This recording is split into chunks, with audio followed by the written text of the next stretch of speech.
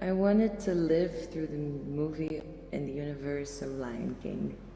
I don't know why. I didn't know which character I would be, but maybe Nala. I think I switched places with Nala. Nala became human, and then I became a lion. And then I lived in Lion King and married Simba. And was friends with Timon and Pumbaa, and that was my dream.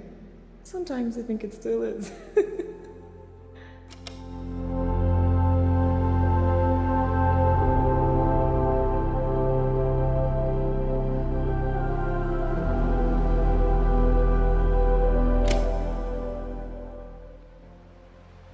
I was really obsessed with dinosaurs for a long time. Like I had this whole book that was basically a illustrated encyclopedia of every single dinosaur. So I wanted to be a paleontologist for a while, but then I think that I realized that involved a lot of just digging in the dirt slowly, and I'm not quite patient enough for that.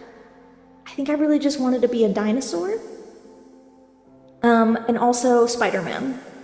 One or the other.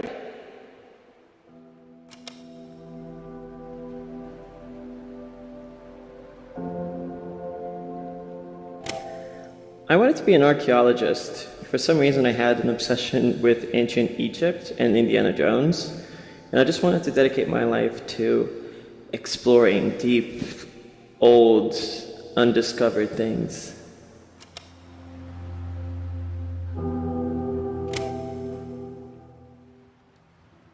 When I was a kid, I wanted to be a superhero so I could stop people from being hurt. I became obsessed with the story of Anne Frank and Holocaust narratives and thought that I would have the ability to make an impact. I became an international criminal prosecutor and felt like I actually made that happen.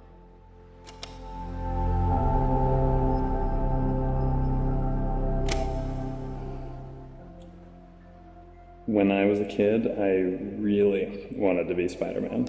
My mom made me a Halloween costume, handmade.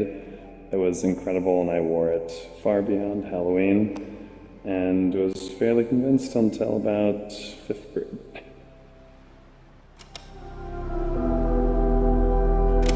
I really wanted to be a comedian. I wanted to make people laugh. I liked laughing myself. I would watch stand-ups and sketch comedy, and there was just like it brought me so much joy. And my goal is that's what I wanted to do. And yeah, and I've ended up taking a different path, and I'm happy with the path that I took. But I've never lost that. I feel like I still enjoy making people laugh. That's still an important part of my life.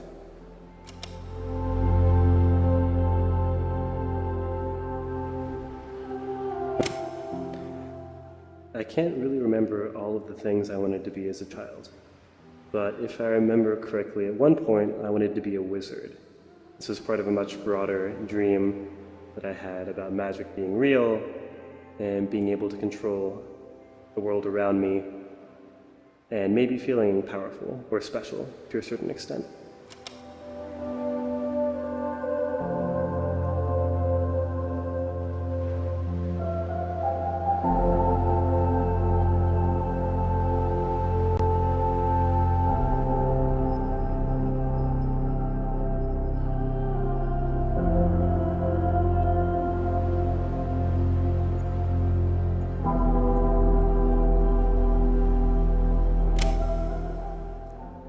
Growing up in the late 60s, there was a space race, so I always wanted to be an astronaut.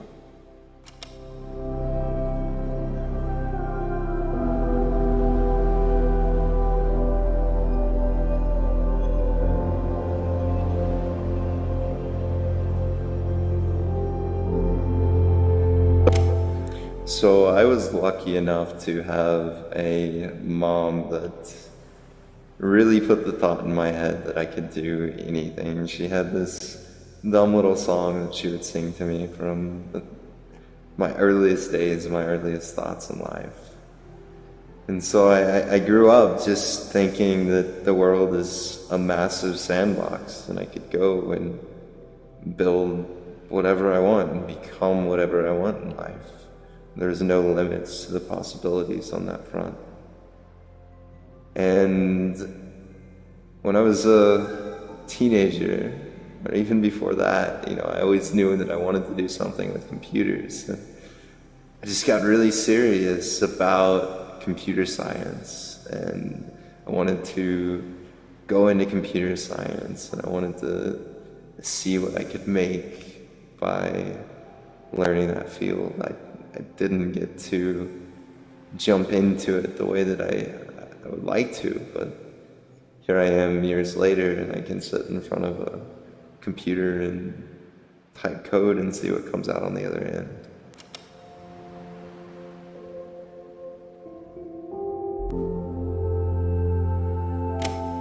My childhood dream was to work in virtual reality. And here we are.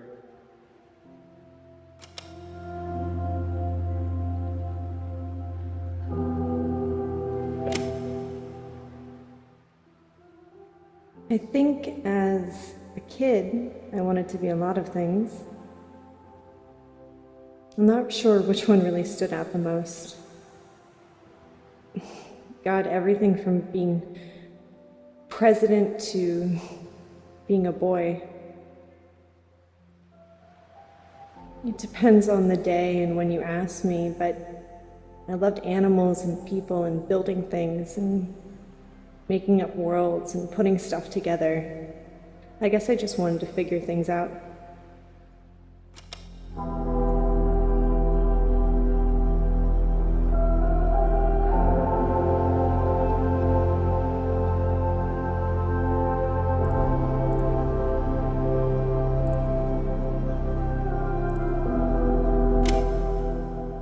So when I was a kid, I used to love to read, and I would stay up till all hours of the night reading, and I dreamt that I was a writer and that I would make up these stories that everyone loved and other little kids everywhere would get to read.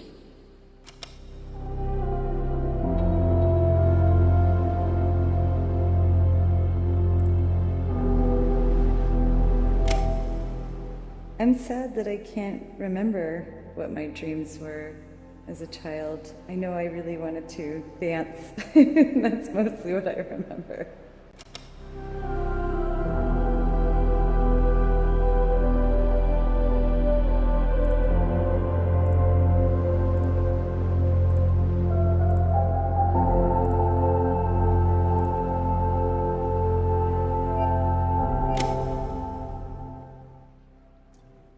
I wanted to be an astronaut. Space was so exciting and fascinating to me, and the idea of going to the moon or to the planets and seeing things I'd never seen before was just what I wanted to do.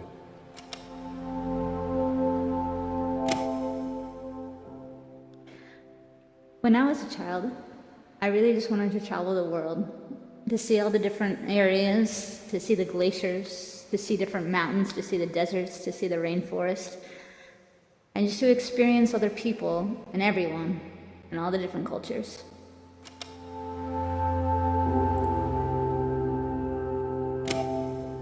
I think for me, I was a pretty shy and quiet kid, but I loved to read.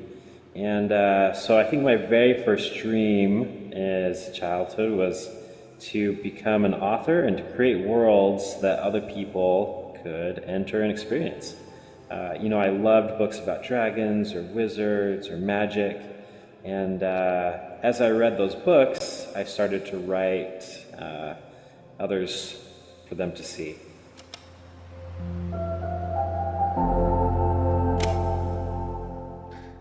As a child, I really wanted to be a filmmaker. I've always thought about myself actually setting up a camera, telling stories via film.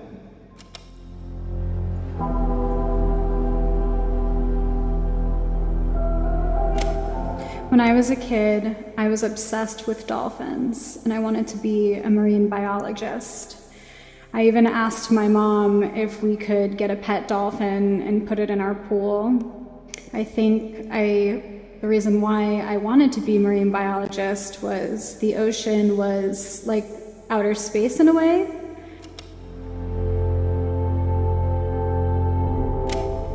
After I watched the movie Free Willy, I always wanted to be a dolphin or whale trainer. I loved the bond that he had with this animal that was so big and so beautiful and moved so gracefully, and to be able to set him free, I thought was magical.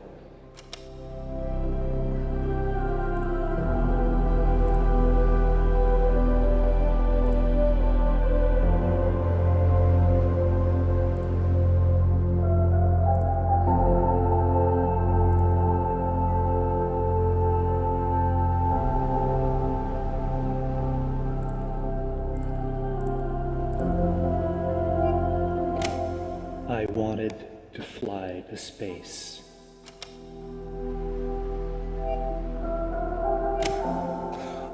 When I was a child, I didn't put too much thought into what my future would hold. I do remember later in life wanting to be an artist, but this was by the time I had conscious thoughts. Before that, I do remember just a vision I would have of myself as a child, maybe, 7 years old. I imagine a 27-year-old Micah, but I was just smiling in a convertible. So I just imagined myself as being very successful. Later, I decided I wanted to be an artist. I didn't know those two things were mostly mutually exclusive.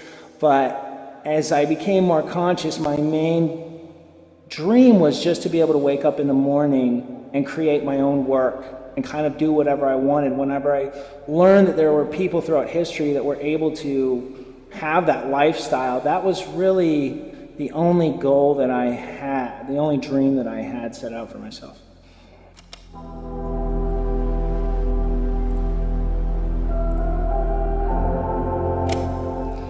My childhood dream was looking at people like Batman and Superman, superheroes who tried to help people and be just like them. I know I didn't come from much, from a humble beginning, so it gave me a very grounded path in order to try to see people who needed help and try to help them. So initially I wanted to be a firefighter because I knew that way I could impact people's lives by getting them out of harm's way. But using technology, I've been able to do a lot for people who don't have much. So my childhood dream was to help people. I knew I always wanted to do it. I'm just not quite sure how I came to this point, but it was a realization of technology unlocks the ability to really help people. I always wanted to be a doctor. I think it was because I enjoyed being the person that people could count on, and to me a doctor was a profession where people could count on them. And I didn't end up being a doctor, but I still think of myself as a person that other people can count on, even though I'm not a doctor.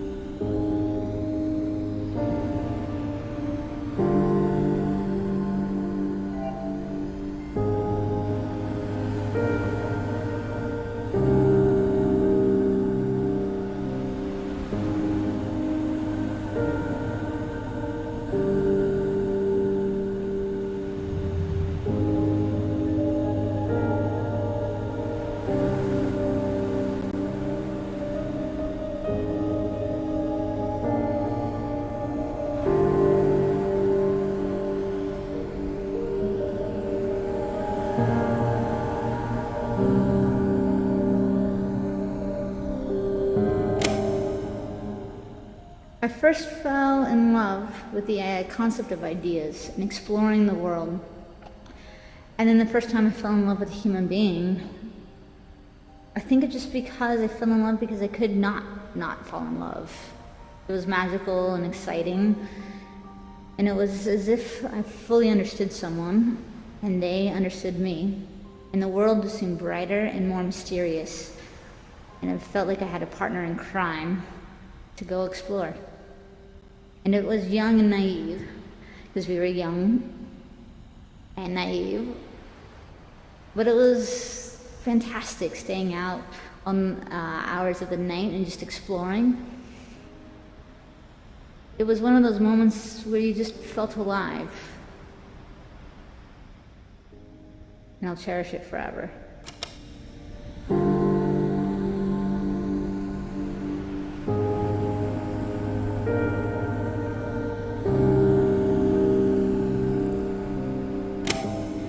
So I'd never met anyone who had stayed married their entire lives. Everyone's marriage had eventually ended in divorce, so that was my idea of love. You get married, you divorce, then you marry someone else, and that's just gonna be it.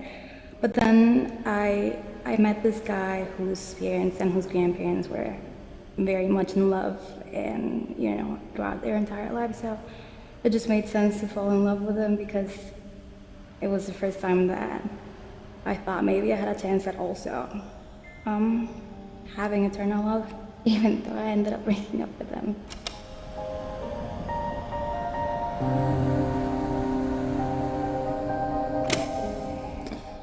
I fell in love with someone in high school, a friend who I could talk to about almost anything, and that was a really unique, special experience and intimacy I never really had before, and now it's something I look for in all my relationships.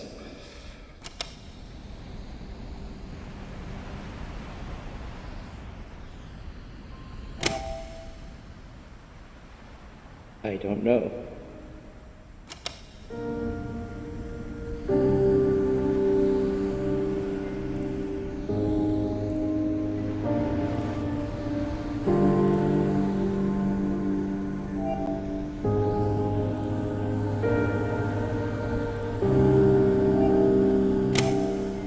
I fell in love when I was 16 because I think I thought that's what people were supposed to do.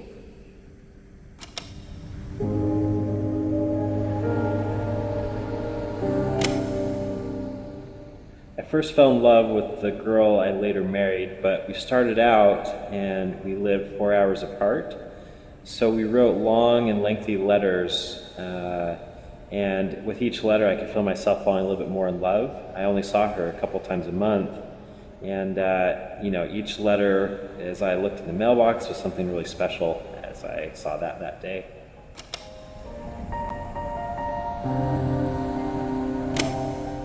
I fell in love with one of my classmates when I was in middle school. I didn't think it was real love, but it was enough for me to feel affection and have attention thrown my way. And I think it just filled the gaps of neglect that I was feeling and made me feel like I was worthy of someone's attention.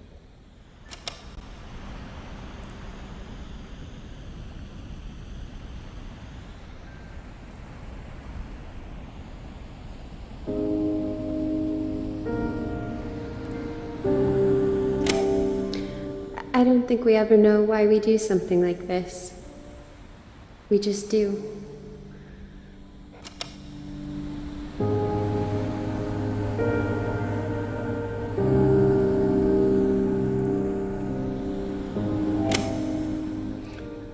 I think, like in most instances of falling, we don't know we're about to before we do.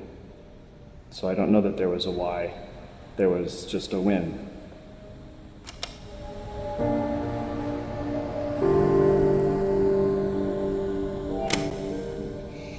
The first time I fell in love, I was 5 years old, and I fell in love with the cartoon character He-Man. I think I fell in love with him because he was just there, and he was strong, and he was the hero, and everything that a perfect someone should be. Obviously, this love was unrequited, but I still remember it.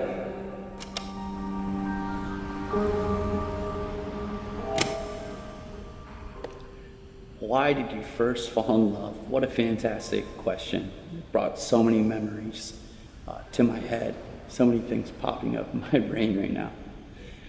I say the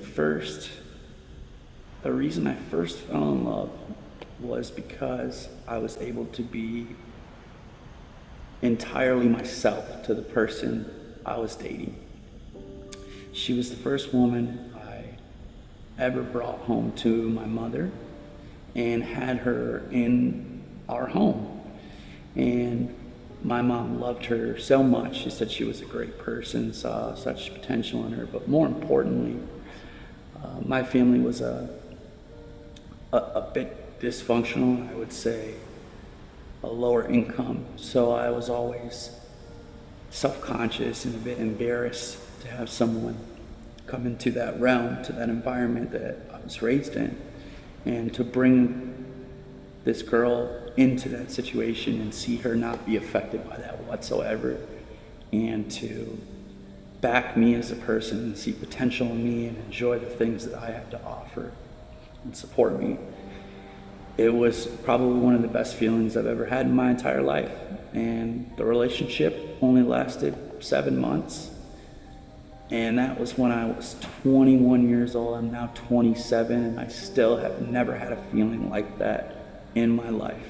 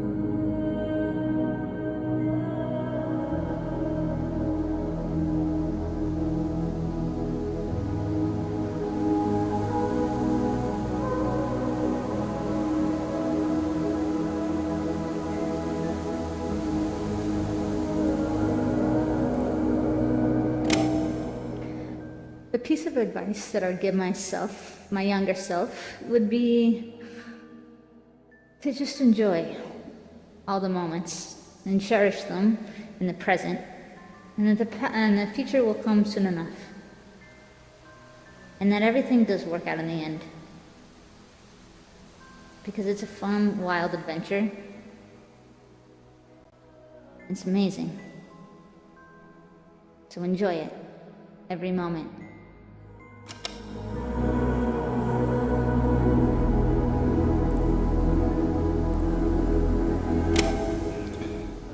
As a kid, I used to really love making art in all different forms, and as I became more obsessed with my academics and grades, I didn't see any utility in putting time into art and creativity and self-expression, and I think if I could go back, I would try to convince myself that it does have a utility, even if it's just for yourself.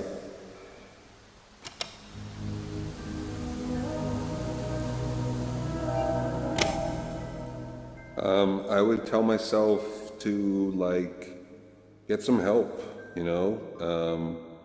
Your anxiety is preventing you from opportunities and relationships, and is just, you know, you're spending a lot of time doing things and worrying about things that, you know, you could spend so much more time enjoying your life if you got help.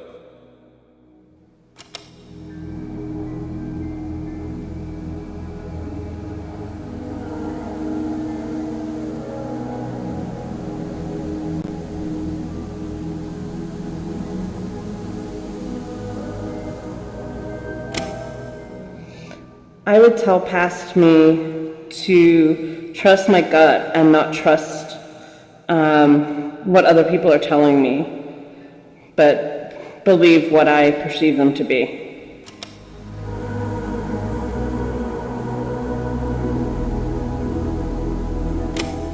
I'd say just take the risk. Like, everybody, like, you'd feel like you're alone and not really living up to expectations, but everyone is kind of figuring it out on their own, and you're not alone in that feeling, and it's okay to feel that way, but continue on and take the risk. Do whatever you need to do, and do it with confidence.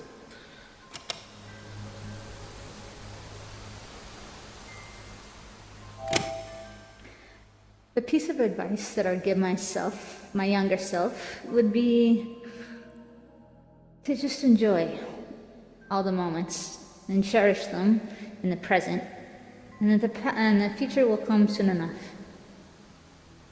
And that everything does work out in the end. Because it's a fun, wild adventure. It's amazing. So enjoy it, every moment.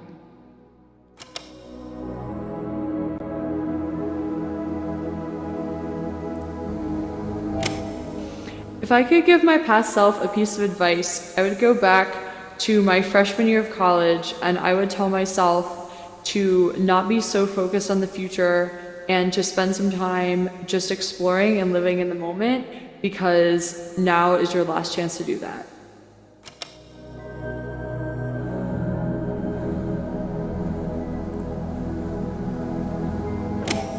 Make as many mistakes as possible. Mistakes are great. Something I'm still learning. The advice I would give myself would be always follow your heart and intuition, because you can never go wrong.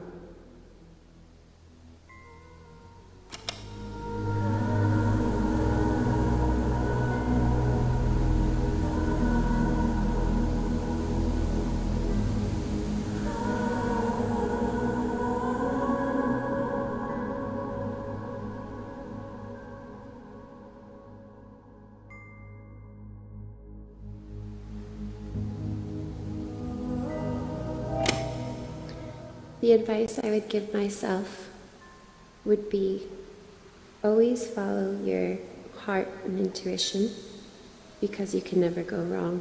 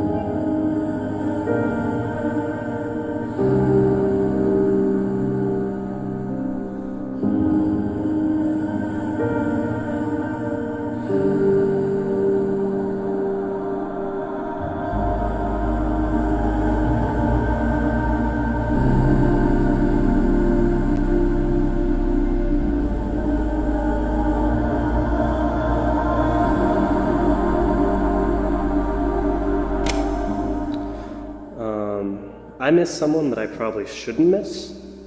She didn't always treat me that well, and we ultimately drifted apart for a lot of reasons. But I honestly think that despite the nature of the time that we spent together, she is a very good person. She's a very strong person. She's dedicated to helping people and would go to any lengths to do that, which is good to remember, but also makes all of it a little more tragic. She's in Chicago.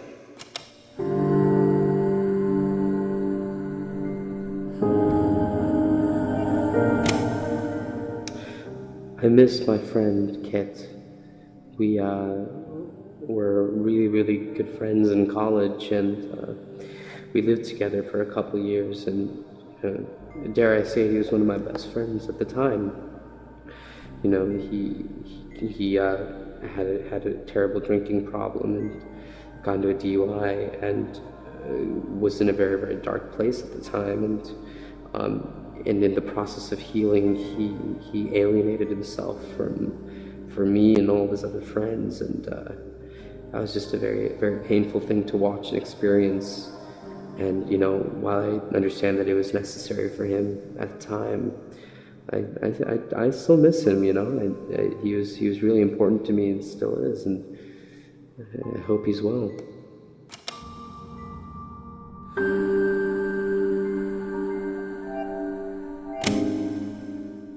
I lost my father a little over a year ago, and he lost his own battle, and it put me on the path that I'm on currently, and I thank him for that. He was an incredible man of many flaws, but truly a special soul, and I hope I can live up to his hopes and dreams.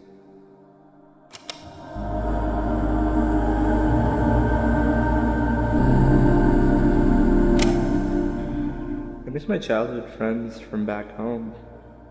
We talked about it a lot. We did everything together, and ever since I came here, it's just been, we never talked about anything at all. We lost touch, and I really miss them.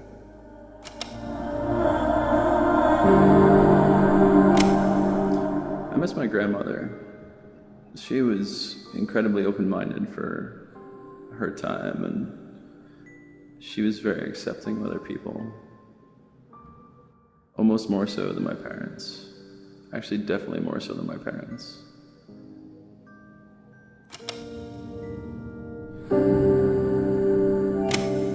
Is it possible to miss someone you never knew?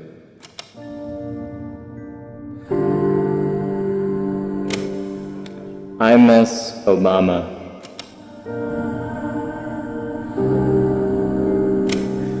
I miss my dad. I grew up next to him my whole life, and now that I've grown up, we're kind of an entire continent apart. We do phone calls and text messages, but it's just not the same. He's in Brazil right now.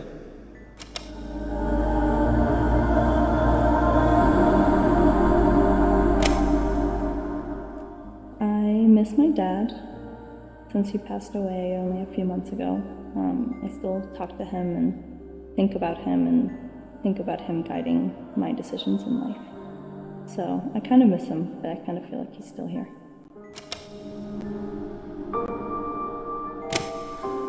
I miss the unconditional love and support that I received from my grandmother, and how she made me feel safe, but at the same time challenged me and inspired me to be a better person.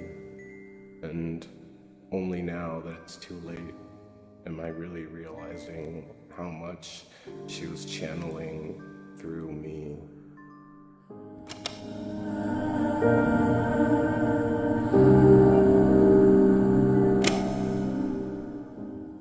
I miss my first love. He decided to stop speaking to me 11 years ago, and I don't know why. I miss the way that we seem to have an understanding of each other that nobody else did. And until that happened, I always felt truly loved and accepted. So I miss him and wish that I could tell him that I hope he's happy and he gets what he wanted out of life.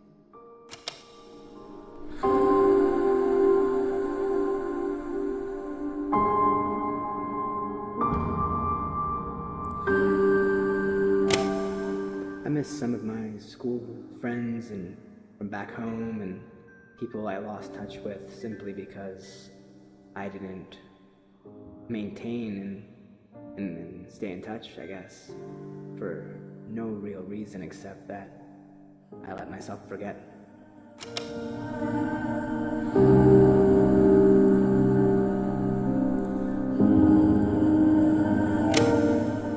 I really miss my dad. He passed away when I was 12 years old, and I would love to hear his voice again.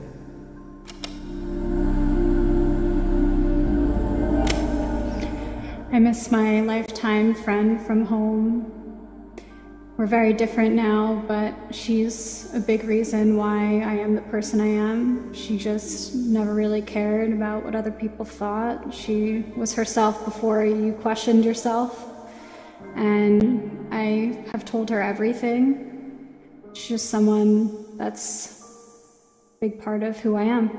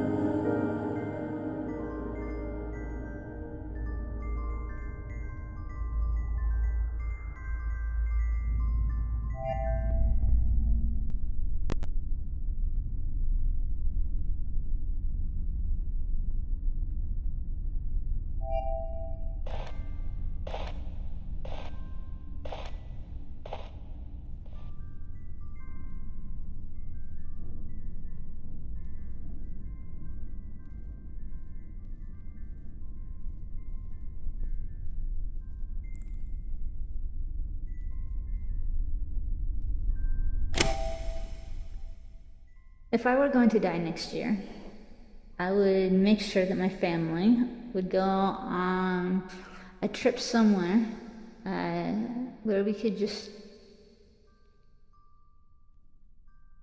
play and create memories that would be special and unique, that they could cherish the good times for when I would be gone.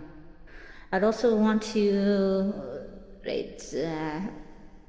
give my daughter as many advices as I possibly could, written down or in video or in voice, so that she could take them with her as she would travel.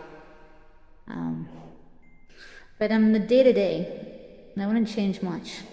I feel pretty lucky on where I am this year. So I wouldn't have any major regrets.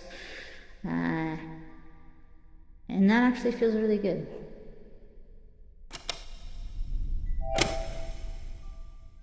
I don't think I would do anything differently. Right now I'm working on my life's dream. My life's work. One of the things I am compromising on developing long-term romantic relationships, but that wouldn't change if I were to die next year. I'm pretty happy with what I'm doing. It's interesting to think about that.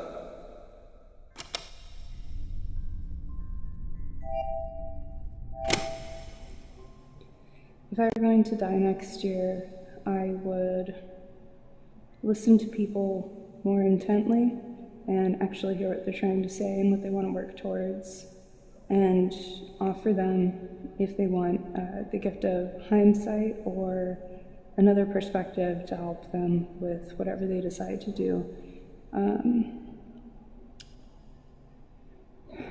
Because hindsight is often useful, and when people are initially making their first decisions, they don't really see everything. You can't really see everything when you're first going in at it. But being able to have another perspective that may potentially improve what you're trying to do would be really helpful. And if people are working towards stuff, I think that would be good. Like life stuff. I just recorded, but I think it disappeared. I was saying that if I were to die next year, I would travel all over. I would also quit the job that I hate. I'd make sure that I saved money and gave it to my mom, but also rack up a bunch of debt and give her wonderful experiences and try to pay all her bills. I'd make sure that she knew that I really loved her. I'd tell people left and right that I care about them. I'd apologize to the people that I think that I've hurt, even if I've already apologized. And photography is really important to me, so I would try to photograph all the people I care about in the most beautiful light, in the most beautiful way, to show them how I see them.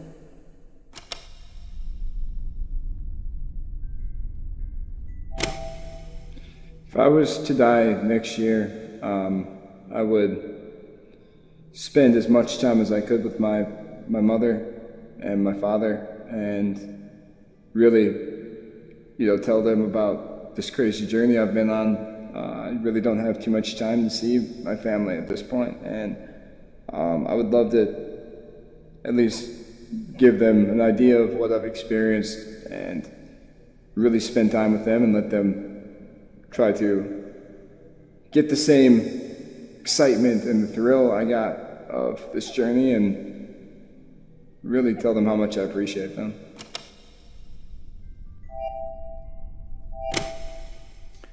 If I was going to die next year, I would approach what I'm doing now very differently. I wouldn't change what I'm doing, since I'm doing the thing that I think I was meant to do in life that matters more to me than anything. I would simply approach the work in a way that would make it easier to hand off to people immediately, other people who wanted to pick it up and carry it on, as opposed to turn it into something that I could pursue myself. But I wouldn't change the thing itself. I would rack up as much debt as possible. Yeah, that's it. Oh, and I would destroy anything I've ever written, any photographs of myself, and my laptop.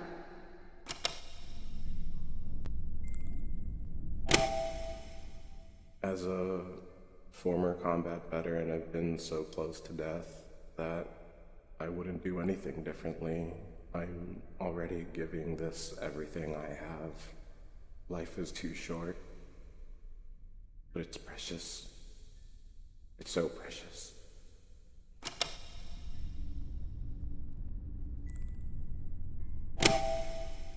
I would definitely shift my focus on life to the people that matter to me, that I matter to, and spend much more time with them.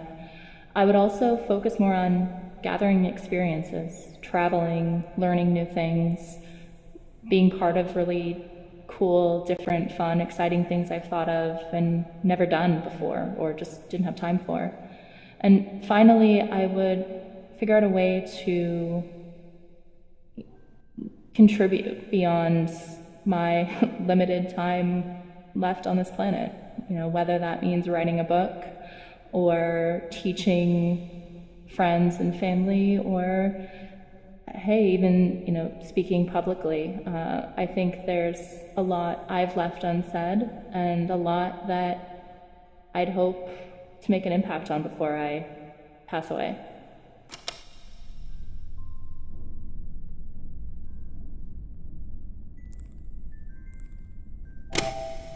If I were going to die next year, it's a tough question. It's a really tough question. I think I would keep doing a lot of the things I'm doing, but I would do them much more urgently and trim out the things that I am doing now that I view as supporting the cause in the long term, but maybe aren't the direct pieces of the goal. I'd also definitely spend time really establishing with the people that I love and that I appreciate, probably through letters, but also in person, how much they've meant, so that there's I could know that I had left some sort of testament to who they've been in my life. And finally, I'd make sure to be doing all of that while traveling, because traveling is one of my great loves, and there's still plenty of places that I haven't seen and experienced, and I'd really love to.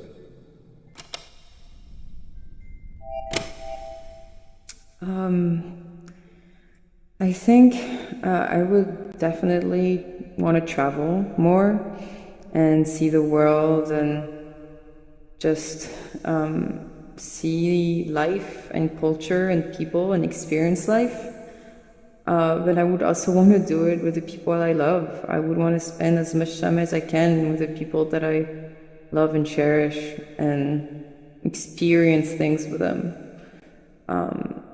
I would tell the people I love how much I love them, even though I probably already say it too much. But I would make them realize how much they mean to me and how amazing they are. I would spend more time with people and learning about them and myself and just trying to get close to being human.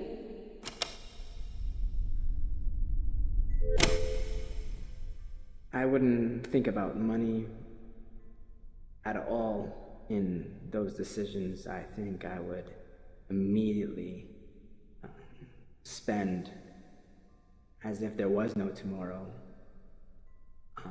and travel as much and work from wherever I could go and whatever life offered me. Really let the winds kind of carry me. I would either drop everything that I'm doing and just go live in the woods and just quietly go away as the year goes on, or I would try to connect to as many people as possible within my short lifespan. I really don't know which one it would be, isolation or overwhelming connection.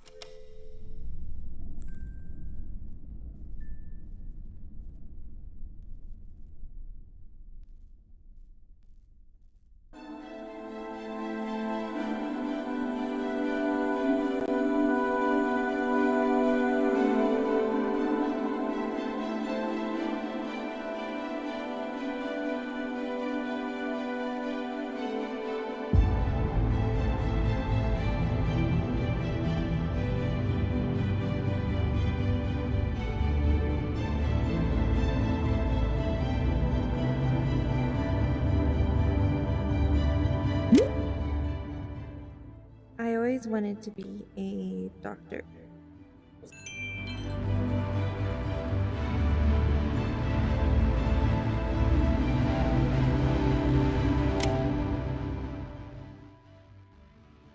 I don't think you know why you fall in love, you just do. And you can't help it.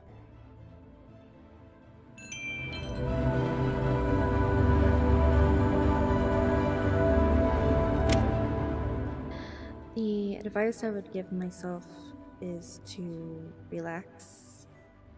Everything will work out. And just continue being yourself.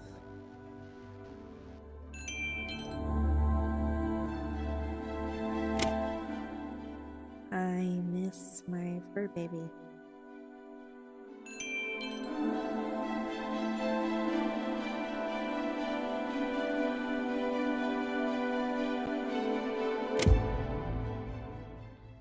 I would spend as much time with my family and friends as much as possible.